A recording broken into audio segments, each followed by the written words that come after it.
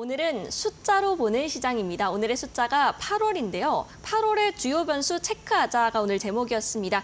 드디어 8월이 시작이 됐습니다. 7월 한 달간 조정도 워낙 깊었고요. 또 변동성도 크다 보니까 8월에 대한 우려 반, 기대 반이 좀 있는 것 같은데 앞으로 좀 어떻게 살펴보면 좋을까요? 그렇습니다. 뭐 큰 산들이 하나씩 이렇게 넘어가고 있어요. 네, 맞습니다. 어저께 새벽, 그러니까 오늘 새벽부터 또 장중 내내 여러분들 파월 의장의 발언이라든가 그리고 또 향후 금리와 관련된 얘기들은 많이 들으셨을 거예요. 네. 한마디로 얘기하면은 not this time. 그러니까 지금은 아니다. 그러니까 지금은 아니다라는 얘기는 뭡니까? 다음엔 맞다. 다음엔 하겠다 이거 아니겠어요? 네. 그냥 뭐 이렇게 여러분들 이해하시면 좋을 것 같아요. 그래서 뭐 이 부분은 더 뭐 말씀드리고 싶지 않고 그냥 시장이 원하는 대로 완곡하지만 다음에 할게. 이런 뭐 대놓고 뭐 9월에 할 거야 이렇게 얘기 못 하잖아요. 네, 맞습니다. 근데 행간의 모든 의미들은 다음에 한다. 그러니까 시장에서 너무 이 부분 가지고 왈가왈부하지 말고 금리 인하를 대비하자 이런 그 사인을 확실하게 주었다. 이렇게 우리가 보시면 좋을 것 같습니다. 그래서 미국의 금리 인하라는 이 부분이 단순하게 뭐 한 번 한다 안 한다가 아니고 이제 모든 주요국들도 빠르게 피벗으로 전환이 됐잖아요. 네. 뭐 어떤 나라들은 뭐 캐나다 같은 경우는 벌써 2차례 금리 인하를 하기도 맞습니다. 하고 있고요. 이러한 부분들을 감안하면 이제 전 세계적으로 이제 금리 인하의 시즌으로 돌아섰다. 그것이 이제 뭐 경기 침체가 우려되기 때문에 금리 인하를 하는 것이 아니라 지난 2년 이상 그 인플레를 잡는다는 과정 속에서의 금리 인하가 지연이 네. 됐었는데 그것이 이루어지고 있다라는 것. 또 파월 의장도 얘기했잖아요. 이제 물가는 어느 정도 뭐 신경 안 써도 될 듯한 이런 분위기인데 고용이 조금은 둔화되고 있다라는 것을 우리가 지켜보고 있다. 네. 그러나 아직은 뭐 괜찮은 모습이지만은 그렇기 때문에 금리 인하와 관련된 부분이 늦어서도 안 되고 너무 빨라도 안 된다. 그러니까 이번은 아니지만 다음엔 하겠다. 이렇게 보시면 좋을 것 같고 또 다른 가장 불확실성 중에 하나였던 게 이제 일본의 금리 인상. 우리가 말씀드린 대로 전체적으로 다 예상이 됐던 네. 그러한 흐름들 속에서 이제 오히려 엔화의 어떠한 그 동향들 오늘도 148엔대까지도 밀리는 이런 모습이었지만은 지금 또 보니까 150엔대로 다시 또 올라왔어요. 네, 맞습니다. 이러한 부분들을 감안하면은 엔캐리와 관련된 부분들 청산이 뭐 급격하게 이루어질 수 있는 그런 흐름들은 아니다. 이런 흐름으로 우리가 보면 좋을 것 같고 결국 이러한 흐름들 속에서 달러와도 약세 흐름으로 이제 진행이 되지 않겠습니까? 뭐 105를 넘어가느냐 안 넘어가느냐 했는데 이제 104 초반까지 내려오고 104도 깰 수 있는 그런 분위기. 그렇다면은 원달러 환율이라든가 엔달러 환율 우리 기준으로는 뭐 1,400원 그리고 또 엔화 같은 경우에는 160엔 네. 이러한 자리들 속에서 상단을 형성했다라면 이제 한 단계 레벨 다운 될 수 있는 네. 이 흐름들은 뭐 외국인들의 어떤 매수 욕구를 더 부추길 수 있는 요인이 되지 않겠느냐. 오늘도 그래서 코스피 시장 쪽에서 적극적으로 외국인들이 이 저점에서 철저하게 매수하는 이러한 모습들을 보여주었는데요. 바로 이러한 부분들은 시장의 수급을 또 개선시킬 수 있는 네. 이러한 요인으로 작용될 수 있다라고 보시면 좋을 것 같고 여기서 이제 한 발 더 나간다면 결국은 8월 22일 날 우리 금통위가 열립니다. 네. 뭐 여러 논란들이 있습니다. 뭐 여건은 뭐 되고 있다.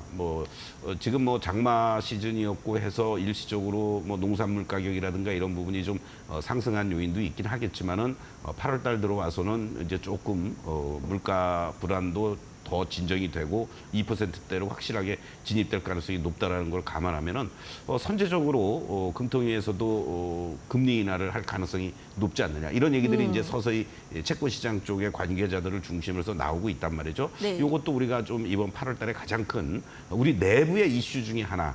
이 부분들을 좀 주목해 볼 필요가 있다라고 말씀드릴 수 있겠고 8월에는 이제 FOMC 회의가 열리지 않습니다. 네. 9월 19일에 이제 우리 추석 마치고 나서 열리게 되는데 그것보다도 더 중요한 것이 이제 8월 잭슨홀 미팅이라는 게 있는데요.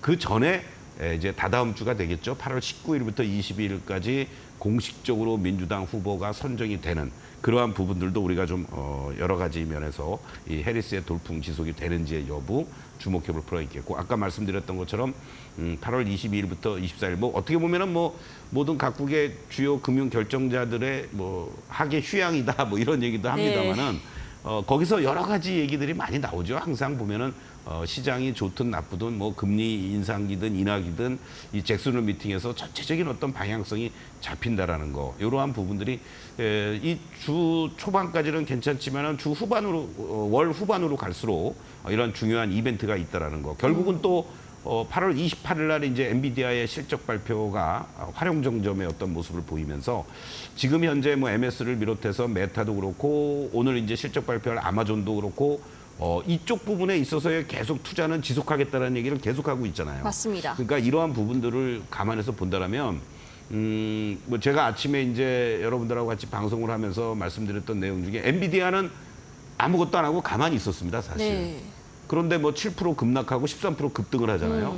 그러니까 이런 부분들이 결과적으로는 뭐 HBM이라고 우리가 흔히 얘기합니다만은 이 반도체 쪽 칩과 관련된 AI 쪽의 이 부분들은 계속해서 투자를 할 수밖에 없는 네. 그런 어떤 구간들이 MS도 그렇고 메타도 그렇고 아마존도 그렇고 거기에 따른 반사 이익 또는 뭐 당연한 어떤 결과물을 얻어갈 수 있는 것들은 뭐 엔비디아 또 우리가 얘기할 수 있는 뭐 삼성전자, SK하이닉스 거기와 관련된 기업들 이렇게 이제 밸류체인이 형성이 되니까 이런 쪽 부분들은 결국은 엔비디아가 이번에 향후의 가이던스를 또 어떻게 발표하느냐에 따라서 상당히 중요한 요인이 될 수 있을 것 같고 또 8월 달에 뭐 당장 뭐 정전 평화협정하고 뭐 이런 건 아니겠습니다만은 오늘 또 나온 얘기들을 보면은 젤렌스키 우크라이나 대통령도 여러 가지 면에서 좀 시간에 쫓기는 듯한 이러한 모습을 보이고 있죠. 그래서 뭐 영토 부분은 건드리지 않겠다라고 했는데 국민이 원한다면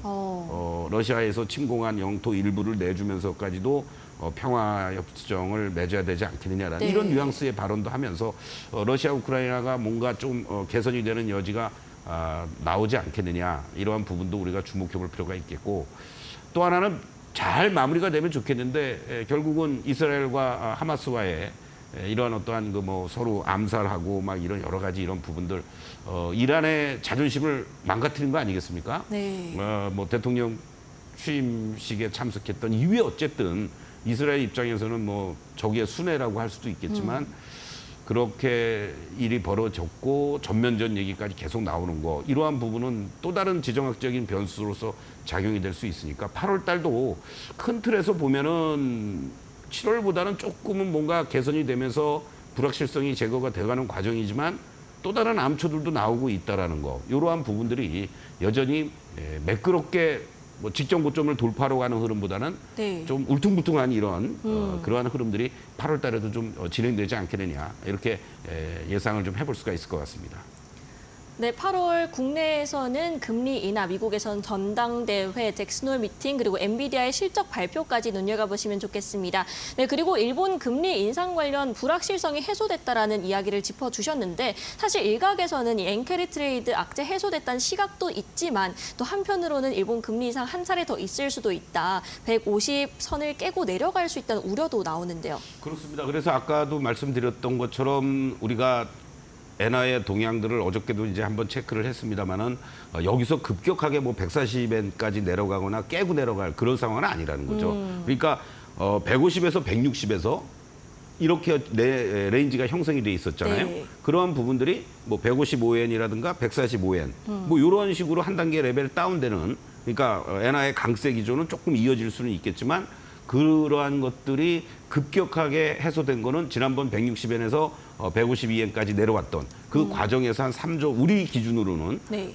지금 전 세계적으로 엔캐리 자금이 얼마인지를 정확히 가늠할 수가 없다고 그럽니다. 네. 뭐 일부는 소위 말하는 뭐 솔로몬 제국의 뭐 우리가 그 흔히 얘기하는 조세 회피 지역이잖아요. 그런 쪽으로 가 있는 자금도 상당하고 뭐 미국, 일본 뭐 전 세계적으로 지금 흩어져 있는 이러한 그 엔캐리 자금이 뭐 일거에 쏟아져 나올 수 있는 뭐 그런 건 아니지만 우리 기준으로 보면 한 3조 원 정도면은 엔캐리 자금과 관련된 움직임들이 있던 게 아니냐. 그리고 네. 오늘 시장에서도 오늘 선물 시장에서 오전 11시 15분까지만 해도 선물 쪽에서 급격하게 6천억의 순매도가 나왔었어요. 그런데 그때 바로 엔화가 148엔대, 149엔도 깨면서 148엔대 중반까지 밀렸었던 네. 시점이었습니다.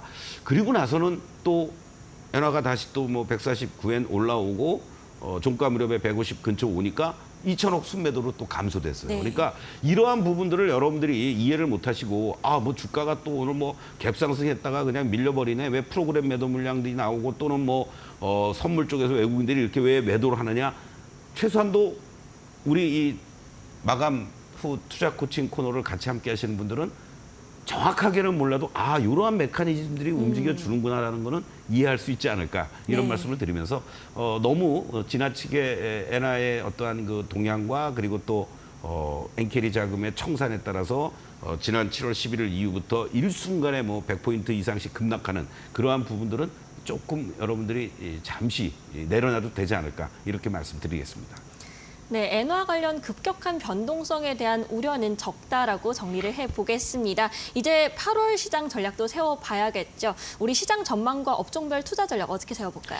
네, 일단 밴드를 좀 한번 우리가 설정해 볼 필요가 있습니다. 지난 7월 말에 형성되었던 703포인트를 중심으로 해서 2700포인트, 그러니까 2700선을 중심으로 해서 그 자리를 좀 이번 달에는 하단으로 잘 유지가 될 가능성이 있지 않겠느냐. 이렇게 말씀을 좀 드릴 수가 있겠고, 그리고 이번 주 초에 2730선에서 어저께 그리고 오늘까지 올라온 자리들, 이 자리가 상당히 의미가 있습니다. 네. 그렇지만은 바로 뭐 고점을 돌파할 수 있는 흐름들은 아니기 때문에 한 2850선 정도를 코스피 기준으로는 상단을 놓고 그 중심값이라고 할 수 있는 2750에서 이제 내일과 다음 주에 얼마나 잘 버텨주느냐에 따라서 2850선이라든가 그 자리를 쉽게 가느냐 아니면 다시 또 2730과 2700에 대한 하단부를 확인시켜 주느냐 네. 이 과정들이 남아있다. 이렇게 여러분들 8월 달을 지수밴드를 설정하면 좋을 것 같고요. 두 번째로 이제 코스닥 시장인데요. 코스닥 시장은 780에 대한 지지력이 아직 확실하게 나오지는 않았던 것 같습니다. 네. 그렇기 때문에 이 자리에 대한 이 하단부의 신뢰도 이걸 확인시켜주기 위해서는 물론 뭐 800이 지지가 돼야 되겠죠. 오늘 뭐 810선도 다시 또 회복하는 이러한 모습들이 연출됐는데 문제는 840 이상부터 850이 상당한 저항대에 몰려 있다라는 겁니다. 이 자리를 돌파를 해주기 위해서는 무엇보다도 거래대금이 증가가 돼줘야 돼요. 거래량보다도요. 네. 거래량이 증가되는 거는 요즘 최근 들어서 시총 상위 종목들이 아니라 오늘 뭐 코스닥에서 2차전지 쪽들이 올라오긴 했지만 뭐 시가총액 뭐 500억짜리, 700억짜리, 1000억 이하짜들이 계속 순환으로 가면서 돌아다니고 있단 말이죠. 네. 그러한 부분들은 거래량이 그 종목에 해당되는 것들은 증가가 되겠지만 거래대금엔 도움이 안 되는 거거든요. 오늘도 겨우 5조 원 넘어가는 6조 원에도 못 미치는 거래대금이 네. 나타나고 있다라는 거. 그렇기 때문에 이 거래대금이 좀 더 증가가 되는 모습들이 나타나 주면서 800 최소한도 20선을 안착해 주어야만 850을 넘어가지 않겠느냐. 이러한 관점으로 여러분들이 접근을 해 주시면 좋겠고 제가 코스피 위주로만 먼저 좀 한 6, 7개 섹터들 주요 종목들 지지라인과 이러한 부분들을 좀 말씀드리고 싶은데요. 이미 뭐 6월 달 또는 7월 달에 상단들은 다 나왔습니다. 네. 뭐 삼성전자도 그렇고 뭐 웬만한 종목들이. 근데 제가 말씀드리고 싶은 거는 이제는 지지력을 어디서 보여주어야만 진짜 직전 고점 내지는 신고가를 내려갈 수 있는 그 디딤발이 돼줄 수 있다. 네. 그런 측면에서 지금 아주 표로 잘 정리가 됐는데요. 반도체 쪽에서는 삼성전자를 중심으로 해서 8만 원에 대한 지지력이 이제 나와줘야 되는 거고요. 그리고 SK하이닉스는 제가 18만 원부터 18만 5천 원 라인을 드렸는데 이번에 18만 5천 원 안 깨고 잘 버텨줬어요. 저 18만 5천 원이 중요한 자리고 한미반도체는 12만 원이고요. 자동차도 마찬가지입니다. 현대차 같은 경우 24만 원, 기아가 11만 원. 그리고 전력설비 쪽에서도 지금 상당한 변동성을 보이고 있는데요. HD 현대일렉트릭 기준으로 30만 원, 그리고 LS 일렉트릭 기준으로는 18만 원. 이런 자리들이 지지가 돼 주어야만 만약에 시장이 또 흔들린다고 하더라도 저 자리가 지지가 돼줘야 된다는 겁니다. 네. 그래야만 또다시 대반등을 줄 때 최소한의 박스권의 상단 내지는 직전 고점 돌파할 수 있는 흐름이 나올 수 있다. 이렇게 말씀을 좀 드릴 수 있겠고 또 조선, 방산, 원전 쪽들도 마찬가지예요. 그 대표적인 종목들을 보면은요. 뭐 많이 있습니다만 가장 그 섹터 내에서 대장주 역할을 해주는 종목 위주로 뽑았는데요. HD 현대중공업 같은 경우 아직 상승 추세 잘 살아 있습니다. 근데 이 추세가 계속해서 조정 없이 가려면 19만 원에 대한 지지력을 보여주면서 숨고르기하고 우상향 해줘야 된다. 이렇게 말씀을 좀 드릴 수 있겠고 LIG 넥스원 같은 경우는 19만 5천 원 그리고 한전산업은 현재 구간에서 14,000원에 대한 지지력을 보여주어야만 한 단계 더 또 추가 상승을 할 수 있는 그런 흐름이 나올 수 있지 않겠느냐 이렇게 말씀을 좀 드릴 수 있겠고 화장품 쪽에서는 이번 구간에 주도해왔던 실리콘은 42,000원 그리고 아모레퍼시픽은 16만 원에 대한 지지력을 확보해 주어야만 추가 상승에 대한 기대감 또 바이오 쪽에서는 삼성바이오로직스가 85만 원 그리고 알테우젠이 28만 저 28만 원이 30만 원을 돌파하기 위해서 지난한 시간을 보냈던 가격대란 말이죠. 네. 그러한 측면에서 여러분들이 좀 지지력을 확보해 주는지 이걸 보면서 한번 체크를 해주면 좋겠는데 대표적인 몇몇 종목만 여러분들 차트를 통해서 한번 좀 보시도록 하겠습니다. 자, 삼성전자의 모습을 보시는데요. 지금 삼성전자는 이 추세를 가지고 봤을 때 여러분들 어떻습니까? 아직은 지난번 4월 달에 이 83,000원, 2,000원에서 하락세가 연출된 이러한 모습이 연출됐죠. 지금은 올라갔다가 다시 또 지금도 하락 추세가 나타나고 있는 과정인데 여기서 이제 빨간 시그널이 아주 나왔습니다. 그러니까 저점을 어느 정도 확인시키고 있는 이러한 과정이구나라고 여러분들 보시면 되는데 본격적인 상승을 하기 위해서는 최소한도 이런 구간으로 진행이 돼줘야 되니까 이제는 시간 조정이 필요하다는 거죠. 여기서 곧바로 뭐 88,000원, 9,000원, 뭐 9만 원을 갈 수 있는 흐름이 아니라 최소한도 이 8만 원에 대한 지지력을 보이면서 저점이 높아진다라면은 87,000원 정도를 상단으로 두고 일정한 박스의 흐름. 이것을 뭐 단기적으로 매매하실 분들은 매매도 가능하지만 그렇지 않으신 분들은 삼성전자를 그러면은 내가 모아 나간다고 했을 때는 8만 2, 3천 원을 중심으로 해서 모아 나가지 괜히 8만 6, 7천 원, 7, 8천 원에서 매수한다라고 했을 경우는 단기적으로 또 부담스럽단 말이에요. 네. 그러한 측면으로 여러분들이 이해하시면 좋겠고 그리고 대표적으로 이제 자동차 쪽에서는 기아를 한번 보시겠는데요. 기아 같은 경우도 마찬가지입니다. 지난번 구간에서 고점을 찍고 이렇게 3월 달에 가격 조정을 보였는데요. 지금 이 모습들을 보시면 이 하단부를 훼손시키지 않고 그 전에서 지지를 보여주는 이러한 모습들이 나타나고 있습니다. 결국 이 그림을 통해서 해서 보면은 이 시그널이 아직 돌아서 주지는 않았는데 파란 시그널이 아직은 나와 있지만 결과적으로는 이 파란 다이아몬드 쉽게 얘기하면 하락 추세가 어느 정도 이제 진정이 되는 구간으로 진행이 되고 있다. 이러한 측면에서 여러분들께 말씀을 드릴 수가 있겠고 현대 일렉트릭 같은 경우도 마찬가지입니다. 지금 상당히 주가의 어떤 모습들을 보시면 이 변곡점 구간에 이제 놓여져 있다라는 거죠. 추세 자체는 이렇게 상승 추세는 보여주는 것 같지만 그리고 다시 또 6월 달에 조정을 보이다가 올라왔고 사상 최고 실적들을 나타내주는 모습이지만 7월 중순부터 지금까지의 모습을 보면은 계속 시그널도 교차가 되는 모습이고 파란 선으로서 전환되는 이러한 모습도 연출이 됩니다. 그대로 이러한 부분들이 캔들에서도 나타난다라는 거죠. 그렇기 때문에 지금 자리를 기준으로 봤을 때 HD 현대 일렉트릭 같은 경우에도 말씀드렸듯이 이 30만 원을 중심으로 한 하방을 잘 잡아주면서 추가적인 어떤 밴드 플레이 이런 것이 아직은 남아있다. 이러한 관점으로 여러분들이 보시면 좋겠고 실리콘2를 한번 화장품 쪽에서 한번 보겠습니다. 네. 여러분들. 실리콘2의 경우에도요. 지금 모습들을 보시면 어떻습니까? 아주 기세 좋은 흐름들 속에서 화장품 관련주들의 시세를 주도해 왔고 4월 달부터 움직이긴 했지만 횡보했던 모습 이후에 5월부터 본격적인 레이스가 시작이 됐고요. 그리고 나서 6월 중순 이후에 이제 가격 조정, 기간 조정의 이런 모습을 철저하게 보여주고 있죠.